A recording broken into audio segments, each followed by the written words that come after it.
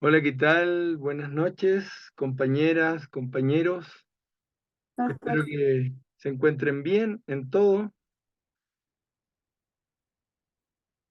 Estuvimos esperando que ingresaran, siguen ingresando Juliana Torres, Elena. Bien. Bueno, como siempre, agradeciéndoles su presencia, que estén acá, y les voy a pedir que por favor, si pueden prender sus cámaras para tener un contacto mucho más directo, mucho más cálido en lo posible, para poder conversar esta noche y poder avanzar un poquito más en algunos conocimientos, compartir algunas informaciones, algunos puntos de vista. Venga, Bien, quería preguntarles algún tipo de comentario, algún tipo de reflexión, mientras yo sigo ingresando estudiantes, ¿no? Les tengo que comentar que yo aperturé un foro, ¿no? en la, en la plataforma eh, y prontamente voy a subir algunos tipos de documentos que también son buenos de que estén. En lo posible voy a intentar ver si los videos también se pueden subir eh, por la ULR, ¿no? Y, y así vamos de a poquito avanzando y completando cantidad de material, ¿no? ¿Sí? Para el trabajo. Bien.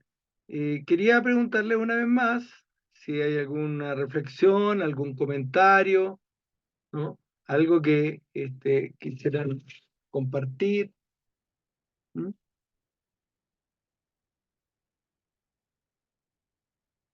¿No?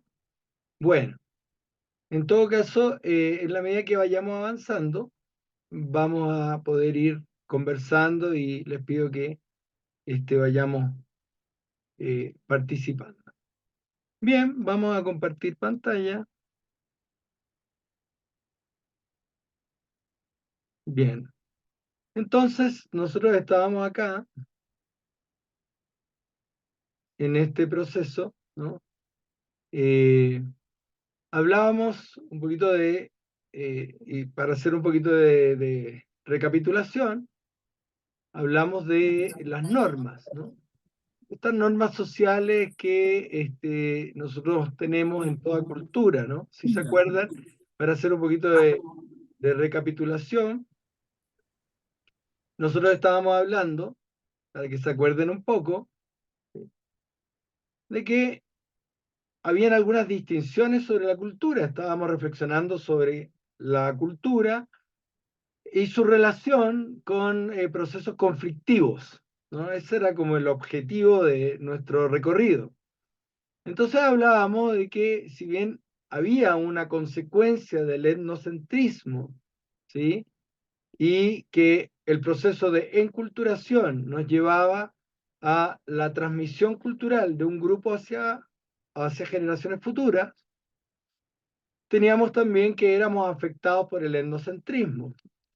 En la clase pasada se preguntaba cuál de todos los impactos más grandes teníamos con el etnocentrismo.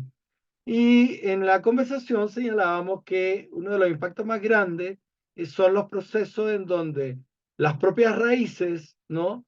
de nuestro mundo, ¿no? de nuestro mestizaje, podían ser afectadas, ¿no? Estas raíces podían ser afectadas por eh, un desmedro, ¿no? de la identidad local, en este caso ecuatoriana, por procesos que eran, ¿no? de mirada etnocéntrica, como fundamentalmente ocurría con los procesos anglosajones, las invasiones estéticas y de colonialidad estadounidense y europea. La primera europea, la segunda estadounidense. y que se fueron instalando en nuestros procesos de identidad y de alguna manera finalmente tenemos el colapso de nuestra estructura identitaria ya en el año 2000, la dolarización y la migración masiva. También hablábamos del relativismo cultural, que en algunos momentos nos parecía chocante, que nos podía parecer muy fuerte, pero que Franz Boas, un antropólogo, ¿no?, de origen alemán, radicado en Estados Unidos, señalaba que era necesario entender las culturas dentro de su lógica interna. Y esas lógicas internas nos podían entregar la coherencia del enraizamiento, ¿no? También habíamos hablado sobre que la cultura toma en cuenta necesidades de corte biológico, ¿sí?, pero que son adaptadas a las necesidades culturales humanas. ¿Mm? Eh, Nosotros tenemos procesos sociales, las socializaciones, las estructuras familiares, ¿no?, y las estructuras de lenguaje, ¿no?, son adaptadas en los procesos culturales propios, si bien son necesidades de tipo universal. Y hablábamos también de que en el trabajo, en el oficio de terreno, siempre había que distinguir entre la cultura ideal y la cultura real, ¿no? ¿Y dónde nosotros tenemos la cultura ideal? Cuando ustedes hacen entrevistas, por ejemplo, a grupos humanos, en donde se les señala, ¿no?, los cánones ideales de comprensión de la propia cultura. Cánones ideales como, por ejemplo, formas valóricas, aceptaciones, por ejemplo, de conductas, ¿no?, de procedimientos, de formas de ser, que son ideales, pero que cuando ustedes realizan una observación acuciosa en una familia, en un territorio, en una barriada, resulta que, ¿no?, se distancian de la cultura real que se practica. Entonces, en los cuadernos de campo, uno tiene que hacer la distinción entre esta cultura ideal y las culturas reales que van apareciendo. Y llegamos a la temática de las normas, ¿no? Y tenemos normas que son, ¿sí?, universales, y nosotros decíamos como, ¿qué tipo de normas universales? Bueno, todo grupo cultural, decíamos, tiene relaciones y está estructurada a nivel social y familiar, ¿no? No existe grupo humano en el planeta que no tenga y que no esté unido a través de un lenguaje, ¿sí? Entonces, ahí vamos a seguir avanzando. Tenemos, y decíamos, que existen las normas especiales propias de todo subgrupo.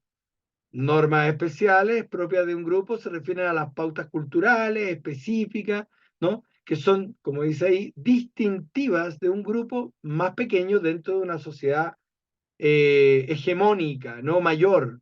Entonces, estas normas pueden diferir de las normas de la sociedad mayor. ¿Por qué nos interesa entender estos tipos de normas? Porque los grupos con los que trabajamos en los territorios generalmente corresponden y obedecen a subgrupos. Estos subgrupos, ¿qué tienen? Para que vayamos anotando, si es que pueden tomar apunte. Por lo menos tienen ritos de iniciación. Algunos subgrupos pueden tener ritos de iniciación, ¿no?, que son únicos y que marcan estas formas de transición de un sujeto dentro del grupo, ¿no?, y que marcan la vida de la cultura hegemónica mayor con la cultura del subgrupo al que está ingresando. Se da estos tipos de ritos, por ejemplo, principalmente en los pasos que podríamos encontrar muchas veces en subgrupos que organizan sus vidas dentro de algunas barriadas, tal vez. También encontramos jergas y argot específicos o formas de utilización del lenguaje especiales del subgrupo. que pueden desarrollar un lenguaje especializado o un argot que solo es comprendido por ese subgrupo y que, junto con los ritos, demarca una pertenencia y una identidad. Normas y vestimentas también tenemos. Los grupos a nivel de identificación pueden tener formas y normas específicas para vestirse, ¿no? O presentarse en público, ¿no? Que difieren de las normas de la sociedad mayor. Reglas de comportamiento social. Eso podríamos decir ya es el cuarto punto, ¿no? Eh, Pueden existir normas sociales, ¿no? Particulares dentro del subgrupo, ¿sí? Y que le señalan cómo interactuar, cómo se tiene que interactuar, ¿no? Al interior del grupo y cómo se tiene que interactuar dentro de las jerarquías de estos subgrupos, ¿sí? Los roles de género, ¿no? También como normas y formas de diferir de de la cultura mayor o hegemónica. Son formas, los roles de género están definidos dentro del subgrupo y hay una división sexual, ¿no? De los roles dentro de todo subgrupo, ¿sí? Y las prácticas, ¿no? De cada subgrupo, que pueden ser en torno a qué, en torno fundamentalmente a las creencias de este subgrupo. Estas prácticas de creencias son distintivas de la identidad de todo subgrupo. Entonces, ¿cuántas tenemos? Acuérdense, tenemos 6, ¿no? Los ritos de iniciación, las jergas y argot, ¿no? Las normas, ¿no? De vestimenta, las reglas de comportamiento, los roles de género y las prácticas de las creencias, ¿no? Que van generando este tipo de identidad, ¿sí? Ahora, también tenemos normas alternativas dentro de los grupos y subgrupos y nuestra cultura. ¿Cuáles son las normas alternativas? Bueno, yo puse un poco que se referían fundamentalmente a las formas de comportarse que difieren de las formas de comportarse de la cultura predominante en una sociedad. ¿Ya? Y estas formas de comportamiento pueden surgir como resultado de la resistencia cultural, de algún tipo de forma de oposición cultural. Muchas veces las encontramos dentro de la marginalización social, ¿no? O la adopción de identidades contraculturales, ¿no? Entonces nosotros ahí tenemos algunos eh, subgrupos que están dentro de estas normas alternativas y ustedes ya podrían ir, las personas que trabajan en territorio, podrían ir distinguiendo algunos subgrupos que manejan este tipo de normas alternativas. Como por ejemplo los movimientos contraculturales, que son grupos que se apartan de forma consciente de las normas culturales de tipo dominante, ¿no? Nosotros teníamos en la época, ¿no? De nuestros padres, seguramente, los movimientos de contracultura, por ejemplo, en los años 60, 70, en México, en Brasil, cundieron muy fuertemente los hippies, luego estuvieron movimientos contraculturales como los punk, ¿no? Los thrash, y ahora hay movimientos contraculturales que están presentes en nuestra cultura y que los jóvenes, los y les están participando e incluyéndose dentro de estos grupos, ¿no? Entonces tenemos estos movimientos contraculturales, pero también tenemos las subculturas juveniles, ¿no? Son adolescentes y adultos jóvenes que algunas veces adoptan normas y valores distintivos que difieren de la estructura hegemónica cultural, ¿no? Más amplia, ¿cierto? Que pueden desafiar las normas de comportamiento, las formas, por ejemplo, de ciertas creencias, ¿no? Pero también tenemos otros grupos que son un poquito más radicales, ¿no? Y que no expresan su disconformidad o su oposición solo a través de la música o de la vestimenta. Tenemos prácticas que se llaman de resistencia cultural, ¿no? Estos grupos los encontramos muchas veces en minorías raciales, minorías étnicas, en grupos de comunidades marginadas que desarrollan formas alternativas realmente mucho más rupturistas de comportamiento, ¿no? Y de las formas que ellos señalan como resistencia cultural a una supuesta opresión, ¿no? Y ahí entonces encontramos ya formas de lenguaje, ¿no? Como resistencia, creencias que son directamente de formas de resistir a la cultura o estar en contra de la cultura. Aquí estamos ya más cerca de los grupos como los Batos, ¿no? Y otros grupos que se encuentran enquistados en los suburbios, los grupos marginales, ¿no? Que tienen un discurso que está enfrentado a la cultura mayor hegemónica.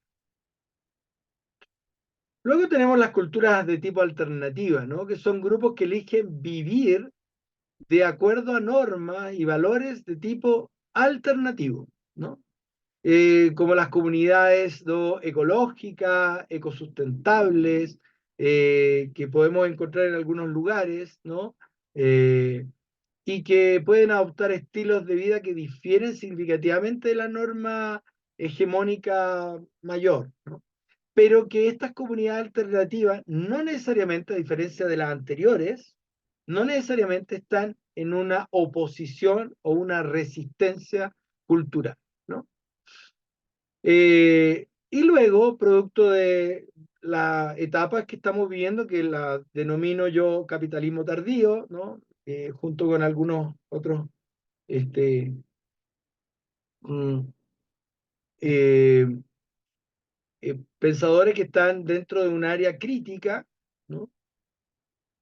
Eh, y que nacen como movimientos de contraconsumo, ¿no? Existen personas, grupos de personas que adoptan estilos de vida de tipo más minimalista y de muy bajo consumo, ¿no?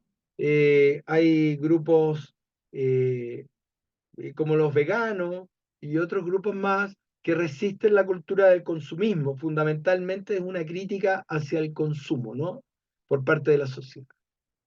Y por último tenemos los grupos que tienen prácticas de tipo espiritual alternativa, que son sujetos que se apartan de las prácticas de creencias del consenso, ¿no?, mayoritario de la población, son no convencionales y que tienen formas de expresarse y de organizarse y de creencias que son completamente alternativas a las religiosas tradicionales de la sociedad mayor.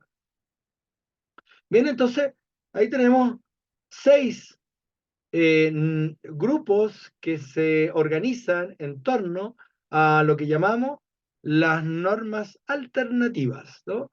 Voy a recapitular: tenemos movimientos contraculturales, tenemos subculturas de tipo juvenil, ¿ah? Tenemos las prácticas de resistencia cultural, que es donde yo puse un énfasis con respecto a los grupos que están en choque, ¿no?, con respecto a la cultura mayor. Tenemos comunidades de tipo alternativa, si hay los veganos, qué sé yo, movimientos de contraconsumo, ¿sí? Y las prácticas de tipo espiritual, ¿sí?, que son diferentes. Ahora nosotros tenemos que tener claro que nuestras diferencias como seres humanos, y esto es un poquito la característica común, tiene bases de tipo universal, biológicas, ¿no? El ser humano, como Homo sapiens, se distingue de otras especies porque nosotros logramos tener un gran periodo, biológicamente hablando, de dependencia infantil, ¿no? Tenemos una sexualidad todo el año y no es estacionaria. Y también tenemos un cerebro complejo que usa el rasgo de la neotenia para generar conceptos de abstracción y de lenguaje, ¿sí? Y también tenemos unas normas universales, pero que son ya no tanto biológicas, sino que son más psicosociales, ¿no? Como cuáles, como, por ejemplo, que todos los humanas, piensan, sienten y procesan información de forma similar en cualquier región del planeta, ¿no? Alguna vez uno puede decir, pero, por ejemplo, los pueblos que están aislados, ¿no? Que son más, alguien podría utilizar la palabra, son más primitivos. Pues acá, bajo esta visión, todos los grupos serían Homo sapiens y todos utilizarían las mismas formas de sentir y procesar la información, solo que los objetos por los cuales ellos transitan son particulares, pero las formas de ordenar la información todas corresponden a la misma especie. Todos los grupos tienen alguna forma de organización familiar, como decíamos, en todo el globo terráqueo. Todas las culturas, ¿no? Tienen lenguaje y tienen forma de organización familiar, y todos los grupos humanos, ¿no? Tienen una tensión sobre la exogamia. Es decir, que hay un tabú sobre el incesto. Y cuando usted va, por ejemplo, yo he tenido trabajos en la Concordia, para adentro me he topado con grupos más bien de gente campesina que en donde se ha encontrado procesos de incesto. Entonces hay una gran sanción y un gran hermetismo y tabú sobre estos procesos de prácticas de incesto, ¿no?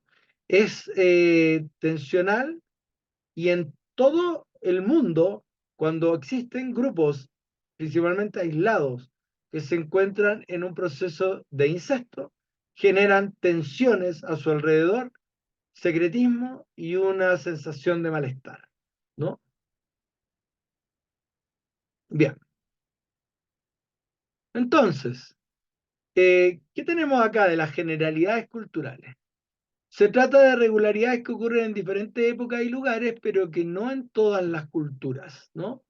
Las sociedades pueden compartir las mismas creencias y costumbres debido a la dominación, las formas de colonización o las formas de préstamo a través de lo que llamamos una herencia cultural, ¿no? Las generalidades culturales también pueden surgir mediante la, procesos que se llaman de invención independiente de un mismo rasgo o patrón, ¿no? Que aparece al mismo tiempo en diferentes culturas. Nosotros acá, yo puse esta imagen, ¿no? De chicos que se encuentran en lugares del planeta, ¿no? Y son todos latinoamericanos, pero que han incorporado a través de ciertos procesos de colonización, de préstamo cultural, las formas, el lenguaje, los ritos, ¿no? Las creencias, ¿no? De subgrupos, ¿no? Tenemos en la parte izquierda a Latin King y en la derecha a un grupo de chicos que son vatos, ¿no? Y que tienen sus propias formas, sus propias creencias, sus propios simbolismos.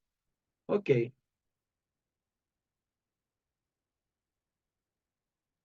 Y tenemos también lo que llamamos los rasgos particulares dentro de las organizaciones culturales, ¿no?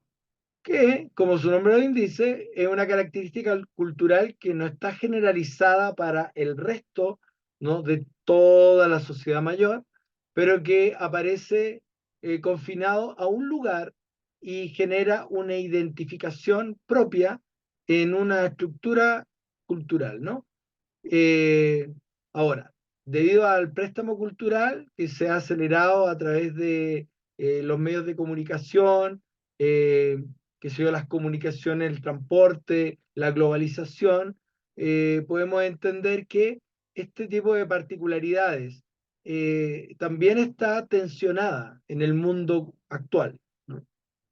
Eh, Hay cierto tipo de encuentros, ¿no? Como el Inti Raymi, la fiesta de los Priostes, de la Mama Negra, ¿no? Y otras fiestas y encuentros que generan un enraizamiento cultural, pero que están siempre en una en un peligro, en una tensión muy delicada por los procesos actuales de globalización. ¿Sí? Bien. También tenemos que existe niveles de cultura, ¿no? Para entenderlo. Tenemos uno que podemos denominar, ¿no? El nivel de cultura de tipo internacional, ¿sí? Que es fundamentalmente el término para las tradiciones culturales que se extienden mucho más allá de las fronteras nacionales, ¿no? Tenemos entonces los rasgos culturales que pueden dispersarse a través de lo que llamamos nosotros desde esta actividad los préstamos o difusión cultural de un grupo a otro grupo, ¿no? Por ejemplo, nosotros tenemos una serie, sobre todo en la juventud, que es muy permeable, de rasgos culturales internacionales, ¿no? Esta misma cosa que estamos discutiendo ahora, de que tenemos Latinquín, o tenemos los Vatos, o tenemos otras organizaciones juveniles que tienen su tipo de música, sus formas corporales, sus signos, sus símbolos, ¿no? Sus jerarquizaciones, sus estructuras de división sexogenérica, etcétera, provienen de los procesos, ¿no? De migración que han tenido grupos del Salvador, de Guatemala, ¿no? De Nicaragua, en Estados Unidos y de Estados Unidos, ¿no? De Nueva York, fundamentalmente, luego migran y se expanden, ¿no? En jerarquizaciones hacia otros tipos de naciones en diferentes partes de los países latinoamericanos, generando organizaciones, ¿no? Y incorporando una cultura internacional. También tenemos la cultura nacional, obviamente, que se refiere fundamentalmente a aquellas creencias y patrones de comportamiento aprendidos, ¿no? Y valores e instituciones que comprenden los ciudadanos, ¿no? De la misma nación. O sea, yo puse, por ejemplo, a Jaramillo, que sin embargo, como una temática de la cultura nacional, nunca podemos hablar de que existe una pureza, ¿no? En aquello, porque Jaramillo, por ejemplo, toca un tipo de música que es considerada pasillo, pero que es una derivación cercana del bolero. Y el bolero tiene que ver fundamentalmente con formas de apropiación cultural centroamericana, cubana, qué sé yo, ¿no? Entonces, pero sin embargo se incorpora, ¿no? Dentro de las tradiciones nacionales. Y tenemos lo que comprendemos como subcultura, que las culturas también pueden ser más pequeñas que una nación, y entonces los sujetos, las familias, las comunidades, ¿no? Van incorporando y tienen experiencias de aprendizaje distintas, y las subculturas son grupos de organización humana que aportan, ¿no? Patrones y formas de simbolización muy propias de un grupo en busca de una identidad diferente a la identidad del grupo mayor. Y bien, también nosotros entendemos que los seres humanos individuales siempre conforman y constituyen formas de estructuración y organización sistémica, ¿ya? Y lo que he señalado siempre, ¿no? Y puse ahí, es que los humanos también nos vemos restringidos. Todo grupo humano, a través de sus estructuras culturales, se ve de alguna manera la cultura nos sirve como una forma de identidad aglutinadora, pero a la vez una forma de restricción. La estructura cultural siempre va a poner de alguna forma las normas en donde usted no va a tener que hacer un esfuerzo mayor para poder ingresar a esa estructura cultural. Es de carácter inconsciente, de carácter grupal, no va a tener que gastar grandes esfuerzos intelectuales para ingresar en la cultura, porque la cultura le va a normar, le va a simplificar las formas y las usanzas que tiene usted para comportarse, las creencias, etcétera, ¿no? Las reglas culturales siempre ofrecen una guía, ¿no? Acerca de qué hacer, cómo hacerlo, dónde hacerlo, ¿no? Y las personas usamos la cultura, ¿no? Y esta es como la flexibilidad que tiene toda cultura de forma creativa y activa, ¿no? Entonces la cultura tiene es una moneda de dos caras.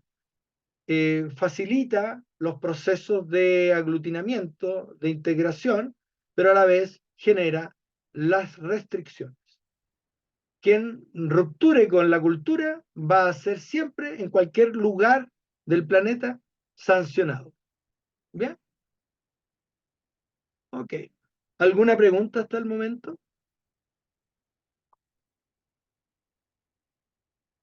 Bueno, les voy a invitar a que salgamos para comenzar una nueva fase que la denominé Cultura y Poder, porque nos vamos a ir acercando cada vez más a ciertas temáticas de violencia. Entonces, ya teniendo estas características generales que hemos abordado, ¿no?, en las primeras semanas, vamos a ingresar en esto otro que llamaremos cultura y poder. Así que la invito a salir un segundo, pueden ir a tomar un vasito de agua, ¿no? Y volvemos con este tema. Muchas gracias.